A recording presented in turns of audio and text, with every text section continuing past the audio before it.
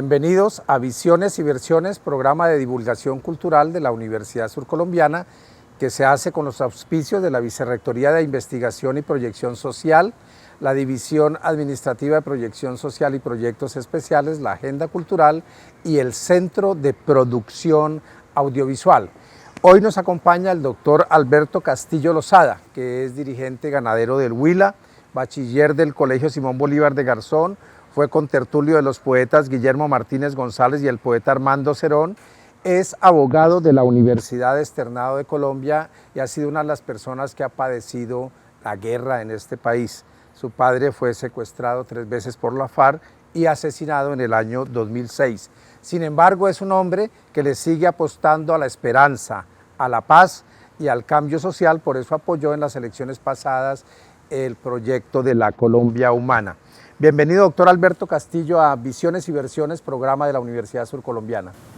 Muy complacido, muy generosos por la invitación. Yo vibro con estas reflexiones democráticas y progresistas. Doctor Lozada, ¿cuál es su procedencia social y familiar? Pues yo soy hijo de un ganadero representativo de clase media del centro del Huila y posteriormente con inversiones en el Caquetá y en el Huila, que se llamó Eduardo Castillo Cuenca, y mi madre pues es hija también de un ganadero cacautero, Manuel Agustín Lozada y María Inés Macías. Ambos vivieron en el Pital. Mi padre fue fundador de las primeras chivas que movieron personas entre Garzón y el Pital y entre Garzón y Popayán. Y después heredó unas vacas y de ahí continuó con la herencia ganadera en la que participó por más de 60 años. ¿Qué significa hoy para usted la actividad ganadera?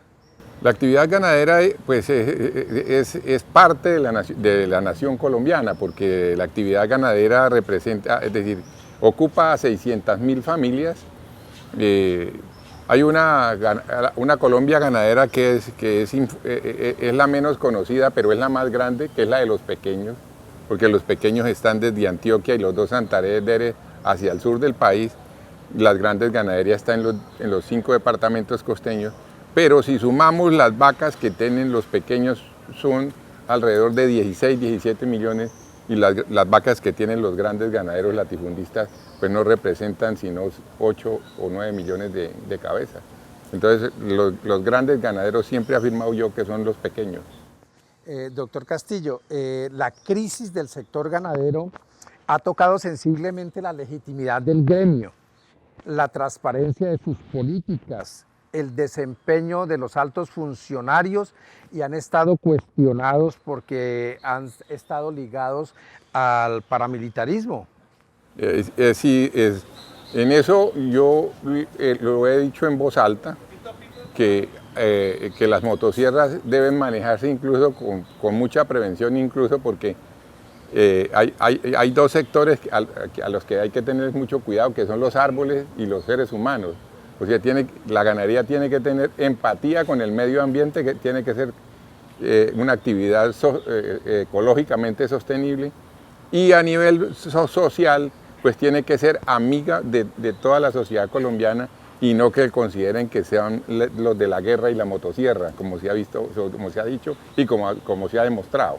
Sí, que han estado ligados han estado indiscutiblemente a eso, y desafortunadamente el único gremio que no apoyó las conversaciones desde un principio pues fue el gremio ganadero, pero el gremio ganadero que lideran el señor José Félix Laforí, con el cual al gremio del cual me sacaron, porque ellos saben excluir. El verbo que más usan es excluir y no incluir. ¿Qué proceso? ¿Cómo fue ese proceso por lo cual usted es una piedra en el zapato de ese fondo ganadero absolutamente pues con una situación, reaccionario? con una sencilla situación, que dentro de la visión colectiva de la actividad, él dice que no quiere sino al 40% de los ganaderos pequeños. Entonces, en una reunión que tuvimos en Bogotá, le digo, oiga, pero un gremio que excluye y no incluye, pues, yo no lo veo progresando. Porque ¿por qué usted habla de que solo quiere recibir el 40% de los pequeños? Si todos pagamos impuestos, pues todos tenemos que entrar al club. Entonces me dice, usted quiere hacer de Fedegan una NUC y usted no me sirve. Entonces yo creo que si nosotros queremos hacer una Colombia tenemos que hacer una Colombia inclusiva, ¿sí? En que, como le dije yo en alguna ocasión, quepamos los rojos, los azules, los verdes, los amarillos y hasta los del común, porque todos somos colombianos y el hecho de que tengamos una cabeza de ganado ya nos hace ganaderos. Hay también cuestionamientos al manejo de él al fondo de la leche. Claro, al fondo de la carne y de la leche. Yo concretamente le di poder a un abogado y tenemos una acción popular de cumplimiento ante el Tribunal Administrativo de Cundinamarca, porque ellos en un fin de semana, un viernes a las 8 de la noche, el gobierno le entrega los recursos públicos del Fondo Nacional del Ganado sin licitación, llevándose por delante la Constitución del 91 y las leyes, la Ley 89 del 93 que desarrolla precisamente la obligatoriedad de llevar eso a una licitación pública. Y ellos no lo hicieron nunca. Doctor Castillo, ¿cuál debería ser la proyección política y económica de los ganaderos de Colombia teniendo en cuenta la crisis climática, por ejemplo? Pues la crisis climática pues, es parte del ojo del huracán, porque usted ha oído el problema tan grave que tienen la Capilla Sistina de nuestra historia antigua, que es Chiribiquete. Y resulta que en Chiribiquete, después de que se hizo el proceso con las FARC, pues han quedado unas personas que ya no tienen la esencia social, y entonces pues es la motosierra sobre la selva, depredan completamente la misma, le meten candela, posteriormente desde una avioneta botan semilla de braquiaria y detrás los novillos. Entonces eso está atentando contra el oxígeno que todos nosotros respiramos. Y yo lo he afirmado. Fíjese el problema que tuvo Bolsonaro con Macron, que le dijo Macron, el presidente de Francia, que los novillos brasileños estaban contaminados con carbón de la selva. Y entonces eso, es decir, es más importante el oxígeno que la carne. El oxígeno a largo plazo, el calentamiento global es una cosa que nos está afectando a todos. Entonces nosotros tenemos que hacer una ganadería socialmente responsable y ecológicamente sostenible. Y eso es precisamente lo que no quieren algunas personas, porque priorizan el corto plazo sobre el largo plazo y priorizan el lucro sobre conceptos ecológicos como el oxígeno, porque la selva, después de que se tumba, pues no tiene la misma capacidad de absorción de oxígeno, de CO2 como tiene el pasto, no tiene la misma capacidad de absorción del CO2 como lo tiene la selva.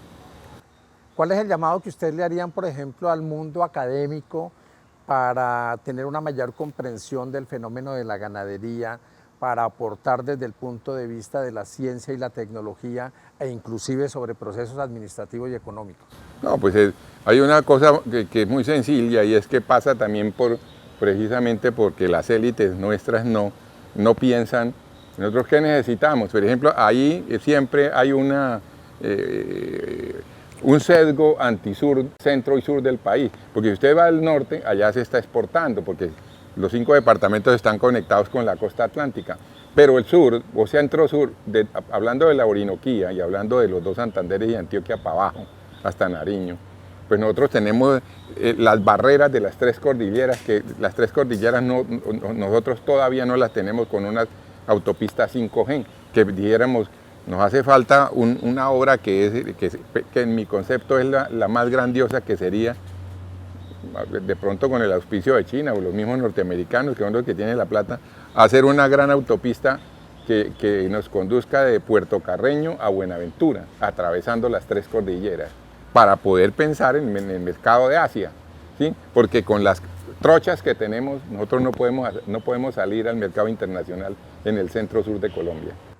Doctor Castillo, ¿hubo en algún momento del desarrollo de la política en Colombia una coyuntura favorable para el sector ganadero? Pues las coyunturas favorables para el sector ganadero siempre han sido, por ejemplo, de 2011 para acá, que a nosotros nos limitaban la exportación del ganado en pie, porque precisamente Fedegan era parte del problema, y ellos impedían la exportación de ganado para sobresaturar la oferta de los animales a sus frigoríficos que estaban quebrados. Ellos llevaron a la quiebra sus frigoríficos y llevaron a la quiebra, es decir, es un Guinness Record de llevar a la quiebra un fondo nacional público que factura 100.000 millones de pesos. Lo llevaron a la quiebra porque lo pusieron a servir de fiador de una empresa que se llama Friogan, que la llenaron de burócratas y le hicieron como todas las cosas en los de la derecha, que se apropia de los recursos públicos y son campeones para privatizar los recursos públicos. Doctor Castillo, vamos a unos compromisos institucionales y ya regresamos en Visiones y Versiones, programa de divulgación cultural de la Universidad Surcolombiana.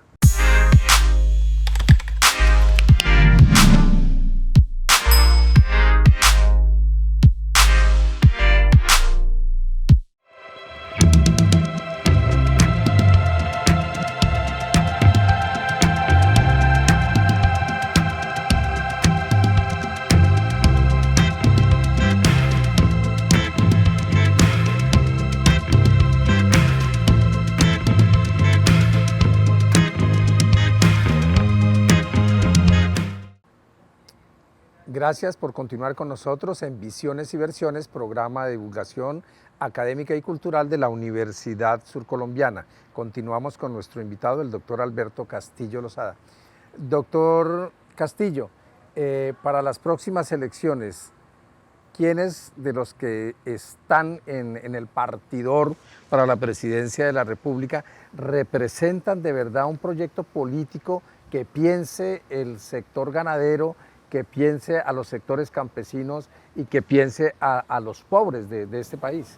Pues hay unas cosas que son estructurales y es que, por ejemplo, tenemos 30 años de ensayo de lo que se llamó la apertura económica. Desde el gobierno de César Gaviria en 1990 hasta hoy 2021 tenemos 31 años de ensayo. ¿Y eso qué ha generado? Eso ha generado quiebras, desempleo y miseria en el sector rural. Entonces, ¿hasta dónde las propuestas de sostener para que ganen los que nos venden hoy 15 millones de toneladas de alimentos? ¿Y hasta dónde vamos a proteger al productor colombiano para hacer una economía, una soberanía alimentaria y una seguridad alimentaria para el pueblo colombiano? Que precisamente fue en estos días de la pandemia, pues fue un sector que fue básico para que la gente pudiera comer cuando todo el mundo estaba encerrado, ¿no? Pero eso me parece que es básico lo que se vaya a hacer con la economía a partir del 2022. El rector de la Universidad de los Andes, hoy candidato, participó plenamente y con convencimiento del proyecto político de Uribe y de Santos, que los dos no son otra cosa que expresión del neoliberalismo. ¿Qué puede haber de nuevo ahí? Pues él está afirmando hoy que no representa ni el Partido Liberal ni el Partido Conservador y que no es candidato ni de Santos ni de Gaviria, porque ya lo dijo. Pero hay que ver, yo he dicho que siempre, o sea, perdone la falsa modestia, que me duele que aquí no se haya hecho unos grandes debates como en la Universidad de Chile, donde se dio un debate entre qué quieren del país y una sociedad de bienestar, hasta dónde tiene que llegar una sociedad de bienestar al estilo John Rawls, en la que hay cosas que el dinero no puede comprar, como la educación, como la salud, que debe ser pública. Y otro que es continuar con el modelo neoliberal que intronizó el general Pinochet cuando llevó a Samuelson y a Friedman, que es el que desarrolla Robert Nozick, buscar una sociedad de mercado, que todo sea mercado. Entonces, en eso no podemos caer porque, pues si bien Chile ha crecido económicamente, pues ha generado unos monopolios y una desigualdad social impresionante. Y un costo social enorme, ¿no? Con muertos. Entonces, con muertos. Y entonces, pues eso le decía a unos amigos que día, le digo, oiga, si siguen matando a los de la primera línea, pues nosotros vamos a... Hay un libro que yo se lo recomiendo que se llama Guerras Recicladas de Patricia Ronderos. O sea, este país ha sido hecho a plomo, ¿sí? Pero yo no quiero, porque yo no tengo hijos, yo no soy casado, pero yo sí no quiero que las próximas generaciones estén pasadas por pólvora y por muertos. O sea que como matan, como mataron a ese señor la semana pasada en Popayán, mañana o pasado mañana, pues también las élites van a tener que recibir. Entonces va a haber una orgía de sangre como la que pasó después de Signes y Bernidor en el año 58, que se recicló en 50 años de guerra, donde ya llevamos 250.000 muertos, 8 millones de desplazados, y yo si no me veo en el siglo XXI, nuevamente que la gente porque por lo menos a mí, no, como dijo Galileo Galilei, no me quedan sino 15 o 10 o máximo 20, porque ya lo que viví no lo cuento. Pero entonces los que quedan sí se merecen vivir en una sociedad en paz y en progreso social, ¿no? Doctor Castillo, ¿considera usted que los cambios no se dan por qué motivos? Entre otras cosas, por educación política. Pues son un poco de factores. Son educación política también, pero pues también están las élites que están en la zona de confort y quieren una sociedad que dependa completamente del imperio, ¿no? Entonces, pues los que importan la leche, las que importan lactosueros, los que importan, por ejemplo, los opiáceos que vienen de Birmania, ahí está, que allá, es decir, hay una multinacional en Estados Unidos que generó 170.000 muertos en el año 2017, que son opiáceos legalizados, que la sacan de la amapola. Y esos no los persiguen, pero de todas maneras, pues la gente va y consigue una fórmula y se queda dormida como Whitney Houston en la bañera, ¿no? Doctor Castillo, el sector ganadero ha sido un sector históricamente interesado en reformas sustanciales para el país y en apuestas por la paz, ¿o ha estado más bien en contravía? Pues hombre, se opuso a la ley 200 del 36, se opuso a la ley 135 del 61 y hoy se opone también al proceso de paz que se hizo en La Habana y que se firmó en el Colón, que el mundo aplaudió. Y el único que fue el tercero en discordia siempre fue el gremio de Fedegan, ¿no? Porque nosotros que nos llamamos Demogan, que tenemos un grito de batalla que dice un ganadero, un voto, no al pago del parafiscal sin representación, y solo el silencio es Expliquémosle eso a los televidentes, ¿qué es Demogan? Demogan es decir, después de ver eso, entonces nosotros dijimos, oiga, nosotros los ganaderos no podemos tener el San Benito de que somos los de la guerra y la motosierra. Nosotros tenemos que hacer es amigos, porque hay una cosa que llama responsabilidad social empresarial. O sea, nosotros tenemos que ser amigos de nuestros trabajadores y amigos de nuestros vecinos. Y no me veo consiguiendo gente con armas y con motosierras para matar a los demás, para defender mis intereses. Porque cría vientos y recoge tempestades. Para asesinar la diferencia, que es lo que han hecho. Eso no hay derecho, de eso no hay derecho. O sea, tenemos que ganar plata, pero enriquecernos, pero enriquecer a los que trabajan con nosotros y enriquecer la sociedad, pero sin ser enemigos de los demás y haciendo una responsabilidad social empresarial. Usted que ha padecido la violencia en carne propia, con la muerte, el secuestro y el posterior asesinato de su padre, más las violencias que ha tenido que vivir, ¿cuál es la convocatoria que le hace a la gente de su generación hoy y a los jóvenes? No, la convocatoria que yo le hago es que nosotros tenemos que aprender del pasado para no repetirlo. O sea, que alguien me dijo una vez que yo estaba detrás de la mermelada de Santos, y entonces le dije, hombre, la mejor mermelada que me pueden dar a mí es que la próxima generación no vivan el calvario que me tocó vivir a mí. O sea, que ellos vivan en una sociedad que sea una sociedad equitativa, incluyente, democrática y en paz y en progreso. Y que sea racional. O sea, porque es que uno de los problemas de nosotros los colombianos es que hemos sido viscerales. O sea, nosotros pensamos con las vísceras y no con la razón, que eso es lo que nos mata. Defensores de la cultura católica, cristiana, de las buenas formas, de la gente de bien, el señor Laforie estaba pidiendo mordida también por exportaciones. Pues él tiene en este momento, está cobrando el 5% de todas las ventas que se hagan de ganado a través de Fedegan, pero para su bolsillo. Entonces eso no está bien. Es decir, pero son los adalides de la moral en política y en los periódicos regionales. Y de todas formas eso es una de las cosas que Richard Dawkins y Carl Sagan dicen, hombre, la religión no se puede prestar para hacer para continuar con la orgía de los 700 años de las cruzadas. Y nosotros aquí lo mismo, pues, es decir, continuar con el concepto de Monseñor Builes o Ezequiel Moreno, que decía que matar liberales pues tampoco no era pecado, y entonces pues que todo el que atente pues contra lo establecido y que quiere hacer una cosa nueva, entonces hay que mandarle a dar o mandarlo a matar. Esa Colombia es la que debemos reformar, o sea, donde se cultive la diferencia y que no se declare objetivo militar al que piensa distinto. Ese es mi talante. ¿Están optimistas de que pueda haber un cambio con las nuevas elecciones para el sector ganadero? Pues hombre, yo creo que si hay nuevos vientos democráticos, pues eso pasa por incluir a todos los ganaderos y abrirlo, porque yo les digo, ¿por qué es grande la Federación de Cafeteros? Hombre, la Federación de Cafeteros fue grande cuando Mariano Espina Pérez en 1930, lo dice Daniel Pecot, el sociólogo francés, dice, fue grande porque se metió la pequeña familia cafetera como centro, célula básica de la Federación Colombiana de Cafeteros. Doctor Castillo, llegamos ya así al final de Visiones y Versiones, programa de divulgación cultural y académica de la Universidad Surcolombiana. Gracias por acompañarnos y a ustedes gracias por estar con nosotros y hasta el próximo programa.